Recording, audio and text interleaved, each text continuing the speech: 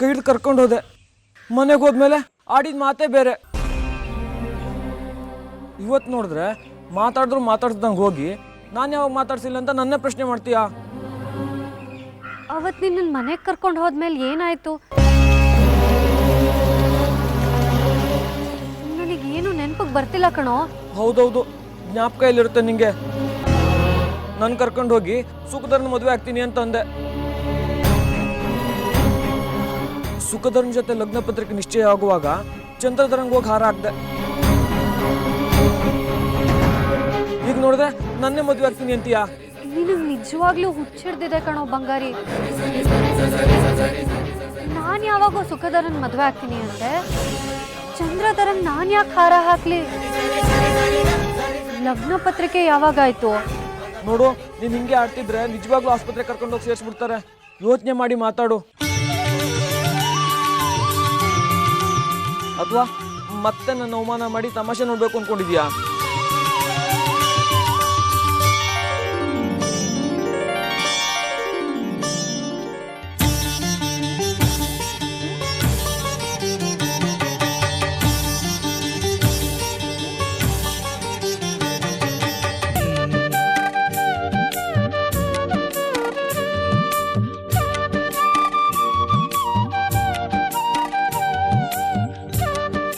ನೋಡಿ ಮೇಷ್ಟ್ರಮ್ಮ ಹೇಗೆ ಹೇಳ್ತಿದ್ದಾನೆ ಇವನು. ಇವನ್ಗೆ ಏನೇನೋ ಕನ್ಸು ಬೀಳುತ್ತೆ, ಅದನ್ನೆಲ್ಲ ನಿಜ ಅನ್ಕೊಂಡು ನನ್ನ ಹತ್ರ ಕತೆ ಕಟ್ ಹೇಳ್ತಾನೆ. ಜಾಜಿ, ಸುಳ್ಳಿನೊಳಗೆ ಸತ್ಯ ಇರಬಹುದು, ಸತ್ಯದೊಳಗೆ ಸುಳ್ಳು ಇರಬಹುದು. ಬಂಗಾರಿ ಹೇಳಿದ ಮಾತನ್ನ ಹಗುರವಾಗಿ ತಗೋಬೇಡ. ಅವನು ಹೇಳಿದ್ರಲ್ಲೂ ನಿಜಾಂಶ ಇರಬಹುದು. ಯಾವುದು ಸತ್ಯ ಯಾವುದು ಮಿಥ್ಯ ಅನ್ನೋದು ಮನುಷ್ಯನ ಅರಿವಿಗೆ ಯಾವತ್ತೂ ಸ್ಪಷ್ಟವಾಗೋದಿಲ್ಲ. ಇದರಿಂದ ಯಾವತ್ತೂ ಮನುಷ್ಯ ಆಚೆ ಬರಲಾರ. ಆದರೆ ಭಗವಂತನ ನಂಬದ ಹೊರತು ಸತ್ಯೋದಯ ಆಗೋದಿಲ್ಲ. ಅಮ್ಮನವರನ್ನ ನಂಬು. ಸತ್ಯದ ಹಿಂದಿನ ಸುಳ್ಳು, ಸುಳ್ಳಿನ ಹಿಂದಿನ ಸತ್ಯದ ಜ್ಞಾನೋದಯವಾಗತ್ತೆ.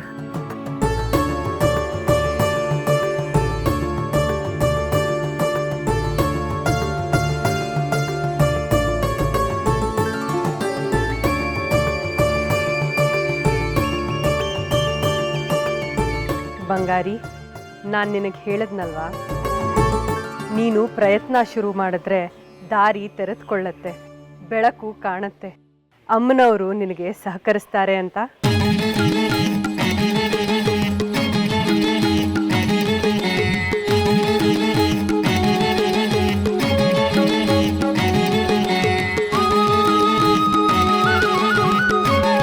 ನಾವೇ ನಿಂತು ಓಡಾಡಬೇಕು, ಯಾವ ಪ್ರಜ್ಞೆನೂ ಇಲ್ಲ ನಮಗೆ. ಅಯ್ಯೋ ಭಾವ, ಅವ್ರು ನಂಬ್ಕೊಂಡು ನೀವು ಕೆಲಸ ಕೇಳಿತೀರಲ್ಲ. ಅವ್ರು ಬಂದ್ರೆ ಬಂದ್ರು, ಇಲ್ಲ ಅಂದ್ರೆ ಇಲ್ಲ. ತಾನು ಎಷ್ಟೊತ್ತಿಗೆ ಎಲ್ಲಿರ್ತೀನಿ ಅಂತ ಅವ್ರಿಗೆ ಗೊತ್ತಿರಲ್ಲ. ಸರಿ. ಓ ಶೇಖರಿ, ಏನಪ್ಪ ಮದುವೆ ತಯಾರಿ ಜೋರಾ? ಪಂಚಾಕ್ಷರಿ, ಏನು ಅಪರೂಪಕ್ಕೆ ಬಂದ್ಬಿಟ್ಟಿದ್ಯಾ? ಸುನೀತಾ, ಲಲಿತಿಗೆ ಹೇಳು, ಒಂದೆರಡು ಲೋಟ ಕಾಫಿ ಮಾಡ್ಕೊಡಕ್ಕೆ ಹೇಳಿ. ಅಂದಾಗೆ ಯಾರ ಮೇಲೂ ಗೊಣಗದಾಗಿತ್ತು? ಅಯ್ಯೋ, ಇನ್ಯಾರು ಇದಾನಲ್ಲ ನನ್ನ ಷಡ್ಕ ಅನ್ನಿಸ್ಕೊಂಡ ಜಗ್ಗಿ. ಅಯ್ಯೋ, ಅವನಿಲ್ಲ ಅಂದ್ರೆ ಏನಂತೆ ಶೇಖರಿ, ನಾನಿದ್ದೀನಲ್ವಾ, ನಾನು ಸಹಾಯ ಮಾಡ್ತೀನಿ. ಹೇ ಪಾಪ, ನಿನಗೆ ಯಾಕೆ ತೊಂದರೆ ಪಂಚಾಕ್ಷರಿ? ತೊಂದರೆ ಮಾತು ಎಲ್ಲಿಂದ ಬಂತಯ್ಯ? ವಿರೂಪಾಕ್ಷಾಸ್ತ್ರಿಗಳ ಆಜ್ಞೆ. ಮದುವೆ ಮುಗಿಯೋವರೆಗೂ ದೇವಸ್ಥಾನ ಸಿಬ್ಬಂದಿಗಳೆಲ್ಲ ಒತ್ತಾಸೆ ಆಗಿರ್ಬೇಕಂತೆ.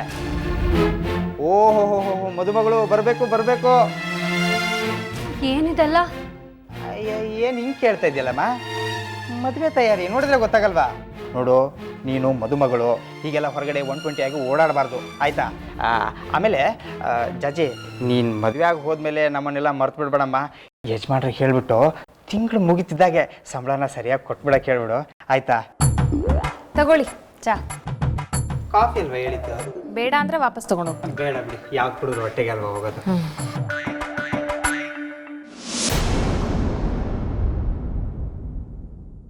ಚಿಕ್ಕಮ್ಮ, ನಿಮ್ಮ ಹತ್ರ ಸ್ವಲ್ಪ ಮಾತಾಡಬೇಕು, ಬನ್ನಿ.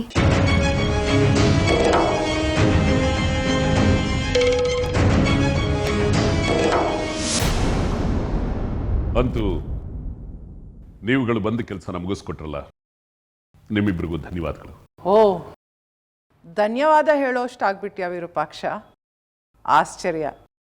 ಅದೆಲ್ಲ ಆಮೇಲೆ ಇಟ್ಕೊ. ಇನ್ನೂ ಕೆಲಸ ಮುಗ್ದಿಲ್ಲ. ಇನ್ನೇನು ಮುಗಿದು ಬಿಡುತ್ತಲ್ಲ. ನಾಳೆ ಒಂದ್ ದಿವಸ ಕಳೆದ್ರೆ ನಾಡದ್ದೇ ಚಂದ್ರನಿಗೂ ಜಾಜಿಗೂ ಮದುವೆ. ಆಮೇಲೆ ಶ್ರೀಚಕ್ರ ಸ್ವರೂಪಿ ಮಗುವಿನ ಜನನಕ್ಕೆ ಬೇಕಾದ ಪ್ರಕ್ರಿಯೆಗಳೆಲ್ಲವೂ ಸಹಜವಾಗಿ ನಡೆಯುತ್ತೆ. ನಂತರದ 9ನೇ ತಿಂಗಳು ಆ ಮಗು ನನ್ನ ಕೈಲಿ.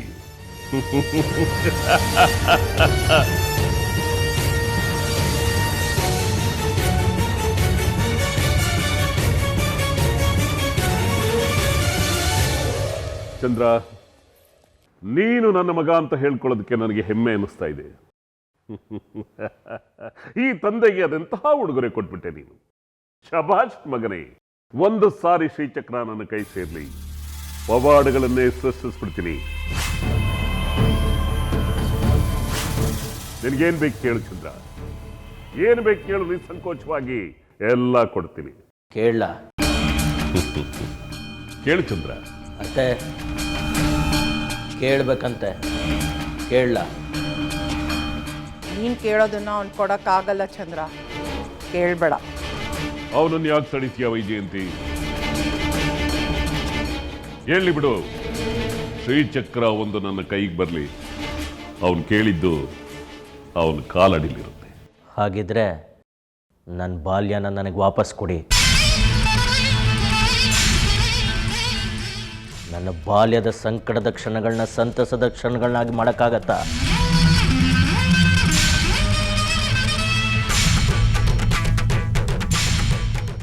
ನಿಮ್ಮ ಶ್ರೀಚಕ್ರ ನನ್ನ ಕಳೆದು ಹೋದ ಕ್ಷಣಗಳನ್ನ ವಾಪಸ್ ಕೊಡತ್ತಾ? ಯಾಕೆ ಸುಮ್ಮನಾದ್ರಿ?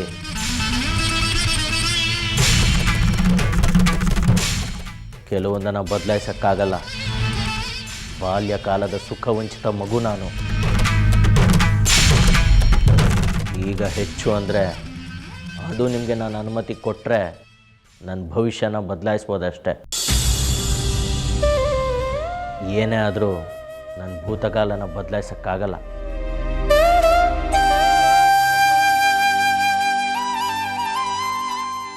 ನಾನು ಅಪ್ಪನ ಹೆಗ್ಲು ಅಮ್ಮನ ಮಡ್ಲನ್ನ ಹಂಬಲಿಸ್ದೆ. ಅಪ್ಪನ ಹೆಗ್ಲೇರಿ ಊರೂರು ಸುತ್ತ ಕನಸು ಕಂಡೆ. ಬಾಲ್ಯನ ಒಬ್ಬಟ್ಟಿಯಾಗಿ ಕಳೆದೆ.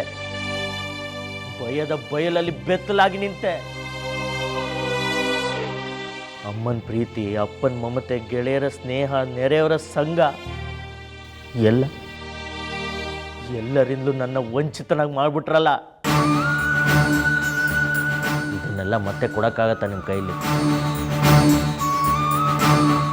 ಅಮ್ಮನ ಮಡ್ಲಿಂದ ಕಿತ್ತು ಅತ್ತೆ ಮಡ್ಲಿಗೆ ಹಾಕಿದ್ರಲ್ಲ, ಇದನ್ನೆಲ್ಲ ಬದಲಾಯಿಸೋಕ್ಕಾಗತ್ತಾ ನಿಮ್ಮಿಂದ? ನಿಮಗೆ ಶಕ್ತಿ ಇರೋದೇ ಆದರೆ ಹಿಂತಿರುಗಿಸಿ ನನ್ನ ಬಾಲ್ಯನ.